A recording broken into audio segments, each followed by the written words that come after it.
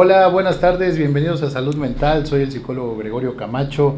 Gracias por estar en este miércoles 23 de marzo del 2022. Estoy acompañado de la sexóloga y psicoterapeuta Erika Sosa. Me da muchísimo gusto volverte a tener aquí, Lick. Muchas gracias. Gracias a ti, Lick, por la invitación. Creo que siempre es maravilloso tener estos espacios para hablar de esta situación de la salud mental que nos atañe a todos, ¿no? Yo creo que sí, todos le deberíamos de poner atención, ¿no? No solo unos cuantos. A veces pensamos que la salud mental solamente es para aquel que ya va a terapia o que ya está involucrado. Yo creo que va más dirigido este tipo de temas para aquel que no está tan empapado de las cosas. Sí, de hecho yo creo que debe ser de la canasta básica, ¿no? Yo creo que la pandemia nos vino como a ubicar en este sentido, a darle la importancia, y aún así vemos que la gente se resiste, ¿no? Sobre todo por estos mitos que existen con relación a la salud mental o a atender tu salud mental, ¿no? Esperemos que cada día sea menos la gente que se resista y que podamos generar muchos procesos alrededor de esto. Qué bueno que viniste, ¿verdad? Muchas gracias. Gracias. El tema que queremos hablar en esta tarde pues es un tema bastante importante, sobre todo porque tiene implicaciones en muchos aspectos y ambientes y que muchísimas veces no se habla.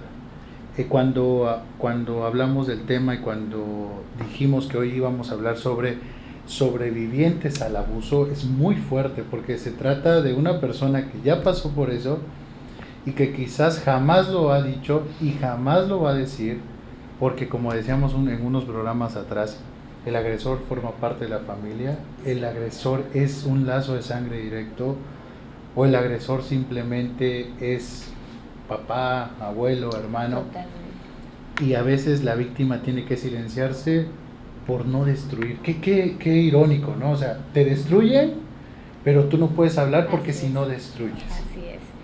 Sí, yo creo que es uno de los temas que son muy recurrentes.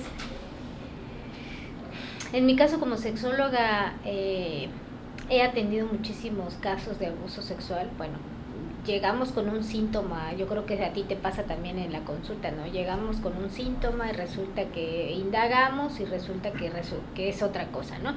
En este caso a mí me ha tocado mucha la experiencia de abuso sexual. Llevo varios años trabajando con abuso sexual, el propio y el de otras personas.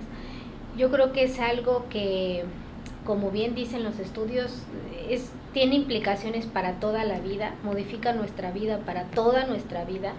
Sin embargo, sí podemos vivir de una manera diferente, ¿no? O sea, yo creo que ahí está la esperanza para aquellas personas que muchas veces, como bien dicen, no se atreven a hablar del abuso que vivieron, porque estamos hablando de sobrevivientes, de ya gente grande. Aparte, pues desgraciadamente tenemos primer lugar en abuso sexual infantil en México. Quiere decir que se sigue haciendo, que se sigue realizando, que se sigue viendo naturalizado, que por eso se lleva a cabo que se sigan repitiendo las conductas de abuso, sobre todo porque, como bien dijiste, ¿no? El abusador está dentro de la familia, y al tener esta implicación social, muchas familias deciden no actuar en contra del abusador, deciden no decirlo, lo protegen hasta cierta forma, ¿no? Y eso incluso tiene hasta más repercusiones en la vida del niño cuando se sabe que no es escuchado, que no es atendido, que no hay justicia por medio de las personas que deberían de cuidarnos, ¿no? De ser sus cuidadores, de velar por su bienestar. Entonces, cuando ya estamos hablando de sobrevivientes, pues obviamente ya pasamos por esa situación, tiene implicaciones, tuvo implicaciones, aprendimos a crear mecanismos de defensa que nos hicieran continuar con nuestra vida. Sin embargo, ya en la edad adulta, ya con una relación de pareja, ya con una relación íntima, ya con una relación con nuestros hijos, ya empiezan a salir más acentuados estos síntomas y mucha gente se desespera. Y el conflicto es que el silencio pesa, y pesa demasiado. Sí, justamente, discúlpame, hoy subí un post precisamente donde dice que aproximadamente hay 10 millones de casos que no se mencionan, que viven con una situación de abuso y que nunca se lo han dicho a nadie, imagínate. O sea, son personas que en esta mesa podríamos estar ambos que pasamos por eso, pero por algún sentido de mecanismo de defensa, como tú decías, o por un sentido de vergüenza, por la perspectiva también que se le da, porque hay una perspectiva social sobre el abuso, porque hay muchísimos mitos alrededor, desafortunadamente, de una persona que pasa por esta situación. Creo que se resguarda el individuo, la persona en sí mismo. Ahora, una vez que la persona tiene como esa necesidad de empezarlo a decir, no sé, sin importar la edad, ahorita están existiendo incluso hasta modificaciones a la ley que hacen que esos delitos no prescriban. No prescriban, es maravilloso. O sea, que si te pasó hace 50 años y ahí está el individuo agresor, procedas. Creo que eso es de verdad un paso gigante en este tipo de situaciones, porque hay hijas que están ahí con papá y que nunca se atrevieron, o un sobrino o una sobrina, y desafortunadamente hay muchísima impunidad en esto, pero creo que con este tipo de leyes que podrían llevarse a cabo siempre y cuando la persona encuentre como ese valor para expresarse. Sí, de hecho, el proceso psicoterapéutico enfocado a sobrevivientes de abuso sexual, uno de los objetivos es precisamente empoderar a la persona para que pueda alzar la voz, para que pueda romper el silencio, para que pueda obtener justicia, y eso es un paso extremadamente sanador para la víctima, ¿no? Entonces, no cualquiera está preparado, todo el mundo dice, ¿no? Y juzga, y ¿por qué no denunció antes? Claro. Porque hasta ahora está hablando, ¿no? Lo hemos visto con casos de artistas reconocidas, ¿no? Pues simplemente porque no se podía, ¿no? Porque las condiciones a lo mejor externas, sociales, familiares, internas de la persona que está pasando la situación, pues no tiene la fortaleza para que pueda hacer. Aparte de que se encuentra con un mundo hostil en el cual no le creen, para empezar, la juzgan, le dicen, no le dan validez a lo que está sintiendo, a lo que está diciendo, pues mucho menos, ¿no? Entonces hay muchas cosas que te impiden que una víctima pueda hablar de lo que le pasó a la edad que lo está viviendo. Regularmente eso no va a pasar, salvo que en situaciones como sean en la escuela, si estamos hablando de menores, que en la escuela salgan a relucir y por eso lo manden al psicólogo y etcétera, etcétera. Solamente en esas situaciones sale cuando está pasando.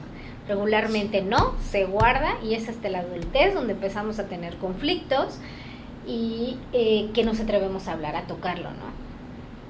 Muchas veces detrás de una depresión, detrás de un proceso de ansiedad, detrás de un proceso de insomnio, detrás de un proceso de disfunción sexual, así es, se encuentra un tema de abuso. Sí, regularmente, ¿qué te puedo decir? Un 80% de mis pacientes o consultantes que llegan por una disfunción de la vida erótica, pues nos encontramos con que fueron abusados, ¿no?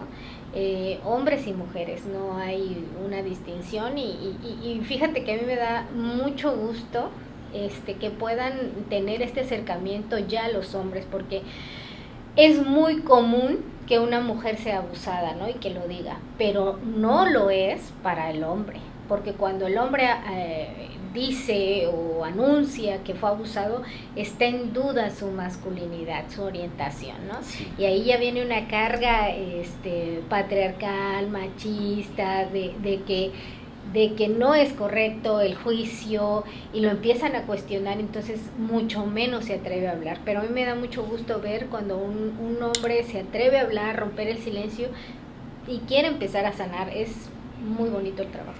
¿Cuántas personas, licenciada Erika, precisamente pasaron por un tema incluso hasta de distorsión de su identidad y de confusión y de no saber qué?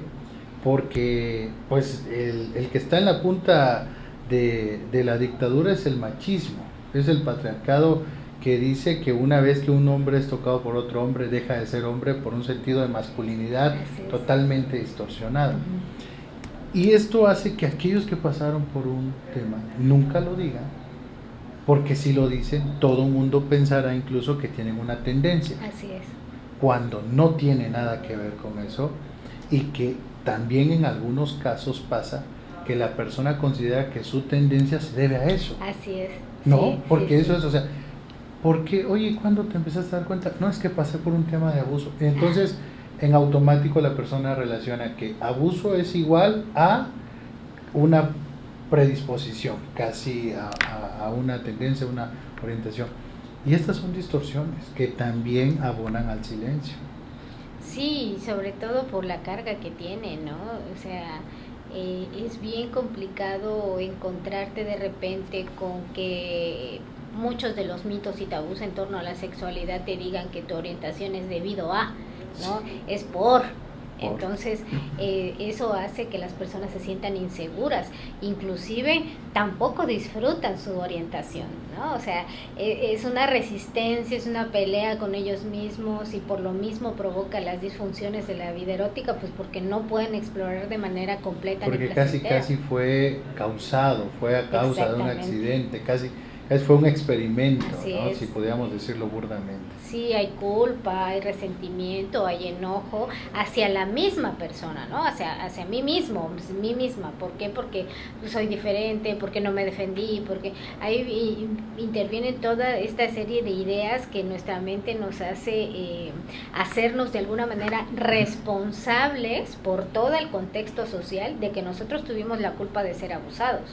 ¿no? ¿Por qué? Porque provocaste, porque no pusiste límites, porque no dijiste, porque a lo mejor una vez te tocaron y te gustó, ¿no? Pero no entienden toda esta parte que el abusador utiliza para someter a un niño, ¿no? Y desgraciadamente, o sea, no tiene que utilizar violencia, pues muchas veces utiliza la seducción, utiliza el parentesco, ¿para La qué? Para, cercanía. exacto, para poder tener acceso al niño, a la niña, sin que haya una cuestión de coerción, porque sabe que lo puede decir, ¿no? O sea, el abusador abusa de un niño por cuestión de poder, ¿no? Porque puede hacerlo, porque refirma también ahí su sexualidad, a lo mejor, ¿no? Porque posiblemente también fue abusado, ¿no? Entonces es bien difícil que se pueda tener una visión diferente de la sexualidad la misma persona que ha sido abusada y que no tiene la información, que nunca ha tenido un acercamiento con un terapeuta, que nunca ha sacado a la luz a lo mejor su abuso y está medicándose o está llevando otro tipo de situaciones, mucho menos a ahondar en el tema del abuso. Y es que creo que esto que tú mencionas es generacional. La víctima es victimario y ese victimario termina atacando a otra víctima y es una cadena que a veces es interminable por precisamente este primer encuentro que hay con la vida erótica. Muchas veces está también anclado a esto, ¿no? Esta primera experiencia que se vuelve significativa para el individuo y que cree que puede irla repitiendo, ¿no? En estos aspectos de fijación.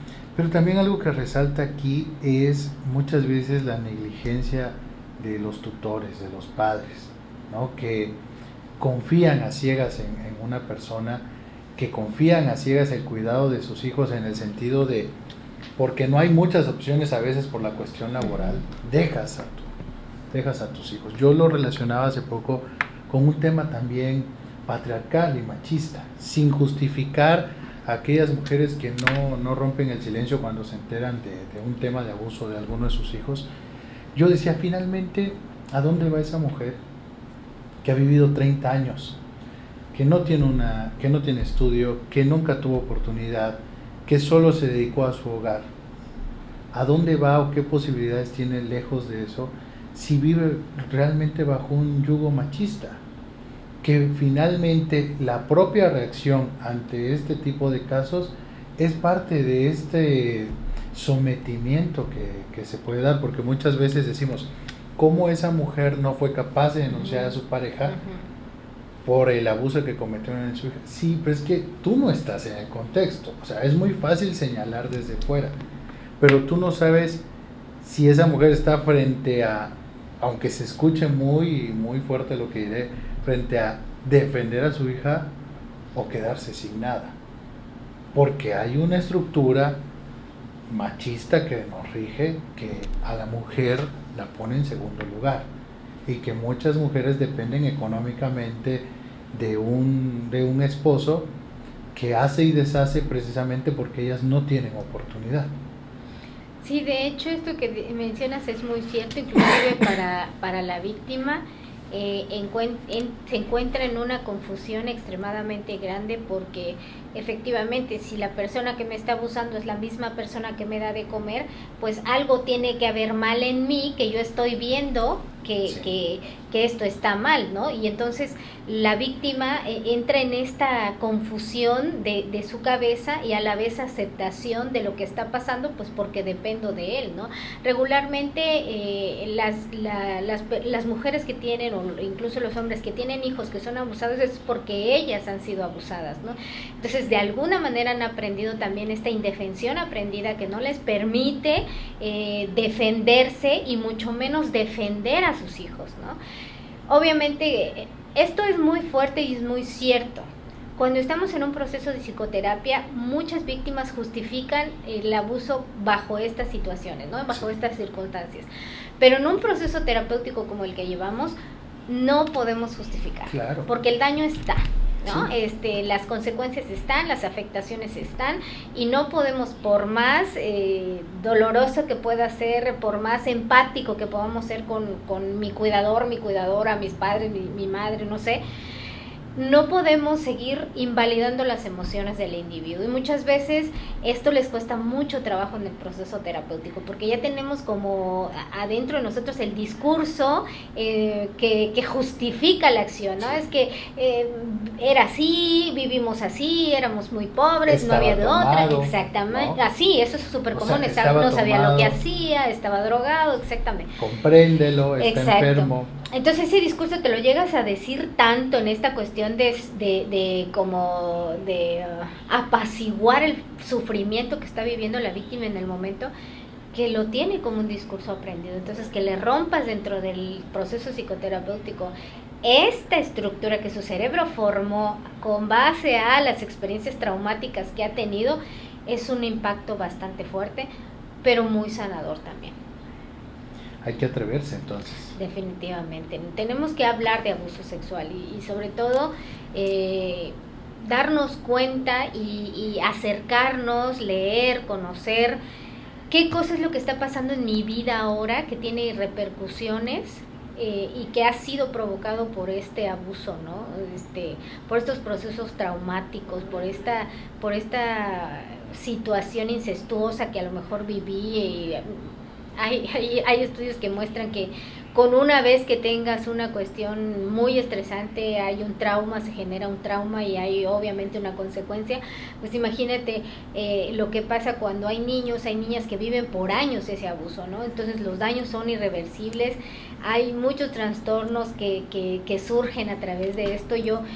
A mí me gusta invitar mucho a los profesionales de la salud que nos adentremos más, ¿no? O sea, que no lo veamos de una manera muy superficial ni tampoco como teniendo el libro de diagnóstico bajo el brazo y decir, no, y enfocarnos únicamente en eso, ¿no? Tenemos que ver más allá de lo que nos está queriendo decir eso que está pasando, eso que está viviendo, esos síntomas que está teniendo, ¿no? Y muchas veces nos encontramos, y al menos a mí me ha pasado, que muchas veces me he encontrado con abuso sexual infantil. Y tener la objetividad necesaria que necesitan este tipo de casos, porque las personas nos buscan porque tienes algo que te avala como profesional, ¿no? Y en este sentido, al ser temas muy sensibles, necesitan una objetividad también muy precisa, porque lamentablemente a veces esta vulnerabilidad de la o el paciente en unas manos equivocadas puede ser mal encausada. Sí, a mí me ha tocado atender a mujeres que les han dicho sus terapeutas, que perdonen al agresor, ¿no? O sea, que ese es el tratamiento. Se centra. ¿Por qué? Porque ¿en qué momento la psicología se volvió un tema de perdón y olvido, ¿no? De que el perdón es superación? Sí. O sea, Sí. aunque digo, si algún colega comparte eso, somos libres cada uno de ejercer nuestra forma de llevar la profesión, pero ¿en qué momento relacionamos perdón con esto? ¿Por qué quien lo recibe se tiene que forzar todavía a estructurar una idea Ajá. empática, como tú decías, Ajá. del agresor? Así es. Sí, a mí me gusta mucho una frase de don Juan Luis Álvarez Gallú, que es sexólogo pionero en México, que él dice, como sexólogos y profesionales no estamos obligados a enseñar, no estamos obligados, es tu decisión, pero sí estamos obligados a no confundir a los demás con nuestros prejuicios, ¿no? O sea, y con nuestras ignorancias. O sea, yo creo que eso es bien importante lo que dices, ¿no? O sea, necesitamos estar informados de las personas que nos pueden ayudar con respecto a algún tema en especial. O sea, si estamos enfermos del estómago, vamos con el gastro, del riñón con el urólogo, ginecología, etcétera. ¿Por qué no también tener un especialista que se centre en la sexualidad de las personas? A mí me parece que es muy importante que podamos discernir quién puede tratarme, que yo incluso tengo consultantes que tienen su proceso terapéutico de manera continua con su psicólogo, su terapeuta, y aparte están viendo su cuestión sexológica, ¿no? Y eso para mí es muy responsable de su parte, y obviamente los resultados son mucho mejores para las personas. Es que yo, si algo le digo a los colegas, nosotros no somos todólogos. Así es. Tú no puedes decir, pues yo atiendo aquí, aquí, como aquel que dice, no, conmigo vengan niños, adultos, mujeres, yo atiendo todo. Sí. No, a ver, no. Si en el tema de la sexualidad, tú como profesional sabes que esa es un área de oportunidad en ti, que hay muchos prejuicios alrededor, que no vas a hacer una labor 100% objetiva y neutral, canaliza. Por supuesto. Que es lo mejor que puedes hacer, porque no distorsionas el proceso, no afectas y también ayudas a que, en este caso, el paciente pues atienda procesos que quizás tú no dominas, porque eso es cierto. O sea, imagínate si un paciente te comienza a hablar, no sé, como temas de eyaculación precoz, ¿no? Tú no tienes ni idea. No lo vas a ayudar. No. O sea, no le puedes decir, es que es psicológico, muchas gracias, son 500 pesos. No, o sea, a ver, el paciente busca una alternativa terapéutica a eso. Sí, claro. Yo creo que si ya hablamos de nosotros como profesionales, yo creo que tenemos que tener mucha humildad, ¿no? O sea, tiene el reconocimiento de decir, ¿sabes qué? Yo no te puedo ver esto, inclusive cuando algo nos suena dentro de... Porque a mí me ha pasado, yo como sobreviviente de abuso sexual, muchas veces en el momento de estar escuchando las historias de vida, pues hay cosas que me merman, ¿no? O sea, que todavía me estremecen, ¿no? Que puedo incluso sentir enojo, ¿no? Pero si yo no estoy con la disposición de en realidad poder ayudar a la persona, me voy a querer aventar eso pese a como yo me sienta, y entonces yo no le voy a estar ayudando, ¿no? Van a ser los impulsos por encima del profesional. Claro, entonces que tengo la obligación de canalizar, o sea, de decir, ¿sabes qué? No puedo con esto, no porque no tenga el conocimiento, solo que no estoy pudiendo. Hay algo en mí que me está resonando y te mando con tal persona, ¿no? O sea, yo creo que sí tenemos que tener mucha conciencia en esto. Entiendo, el otro día estábamos platicando con unos colegas que la situación económica yo creo que no es magnífica para todos, mucho menos para los que emprendemos, ¿no?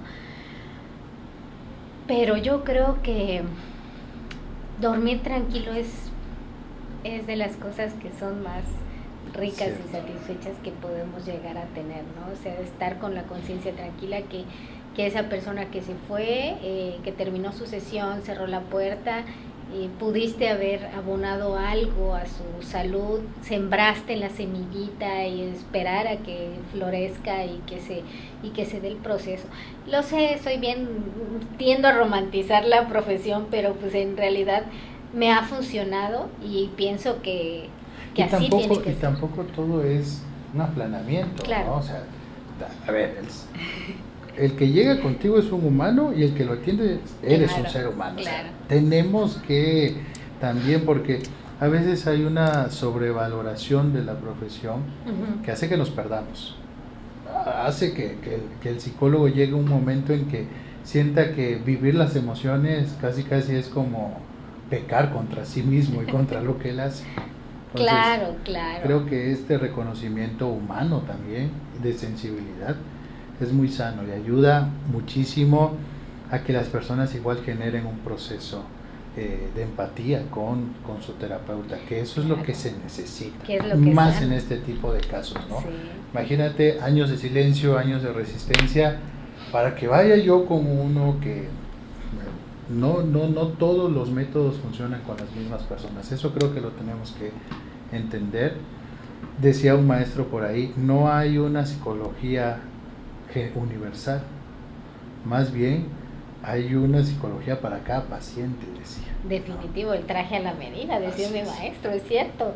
Esto tiene que, es así, ¿no? O sea, cada paciente, incluso puedes tener una estructura de a lo mejor de las sesiones o del proceso o del tratamiento, pero no puede ser, o sea, regularmente te va a ser ni al caso, o sea, lo que vaya necesitando el consultante para que vaya sanando, ¿no? Nos va dictando como qué es lo que sigue, ¿no? En su proceso. Yo creo que eso es bien bonito. Hay otra cosa que yo he notado también, con respecto a lo que decías de la psicología, ¿no? En qué momento se volvió de esta forma. Está inundada también, influida por el patriarcado, ¿no? O sea, tenemos que ver, importantísimo para mí como profesional, como mujer, como acompañante, la perspectiva de género en las sesiones terapéuticas. No podemos seguir manteniendo corrientes terapéuticas que nos hagan revictimizar a las víctimas, ¿no? Sí, así es. Necesitamos tener este enfoque de perspectiva de género que nos permite poder ver desde una manera mucho más neutral la problemática que se nos está presentando. Psicólogos con perspectiva de género. Qué bonito se escucha, ojalá deje de ser un ideal y sea una realidad. Porque muchas veces la violencia patriarcal también se vive en el dispositivo terapéutico, desafortunadamente. Y esto no solo con hombres, por si alguien piensa que únicamente es yendo con hombre, no, también yendo con una mujer. Sí, me ha pasado. Entonces, creo que es un tema bastante complejo al que deberíamos de darle seguimiento, Erika, pero la verdad ha sido un gusto. Nunca me gusta que se acabe el tiempo cada que visitas, porque podríamos darle muchísimo a seguir charlando, pero tus redes sociales, número de consulta y demás, ¿dónde te pueden contactar las personas? Mis redes sociales, Erika Sosa Peña, sexóloga Erika Sosa Peña, así estoy en Facebook, en 961-22-920-42 para citas. ¿Y qué más? La página de internet. ¿Sigue todavía la página? No, de los artículos ya no. Sí, sí, te digo, es que oye, si algo fue que me dejó el COVID fue esta, pasa. Sí, nubla, ¿no? Niebla, ¿cómo le llaman? Niebla de demencia. Sí, Sexting, www.sexting, diagonal Erika Sosa, es una página donde podrás encontrar juguetes sexuales para quien quiera probarlos, para quien no se ha iniciado, para quien quiera experimentar. Hay muchísima variedad de todo, con la mejor calidad, porque eso es bien importante que tengamos en cuenta en el momento de adquirir un juguete. Si requieren asesoría, con muchísimo gusto, yo les puedo dar personalmente o vía telefónica, porque la tienda es en línea, con mucho gusto. Perfecto. Parejas, hombres, mujeres que tienen por ahí algunas situaciones, la psicóloga y sexóloga Erika Sosa es experta en este tipo de temas y pues de verdad confiamos en ello. Muchas gracias, gracias por la invitación y pues te reitero mi felicitación por mantener este espacio. Vi que acabas de cumplir 2 años. 2 años. Qué padre, sí, se dice fácil, pero yo entiendo que hay detrás de todo esto. Sí, creo que tú mejor que nadie lo sabes. Sí. Pero que bueno, me da muchísimo gusto y ojalá sigas tocando más vidas a través del micrófono. Muchas gracias, Lee. Pues es el primer programa de esta segunda temporada que estamos llamando, así que estamos iniciando con todo. Muchas gracias. Perfecto, gracias a ti. Pues a todos los que vieron este programa van a poderlo también escuchar en Spotify a partir de las 8 de la noche. Este programa queda en todas las plataformas de podcast. Estuvo con nosotros la sexóloga y psicoterapeuta Erika Sosa. Busquen en sus redes sociales, ahí también dejó su página de internet y su número de teléfono y agende una cita con ella. Yo soy Gregorio Camacho y nos vemos el siguiente miércoles a las 5 de la tarde aquí en Salud Mental. Muchas gracias. Chao.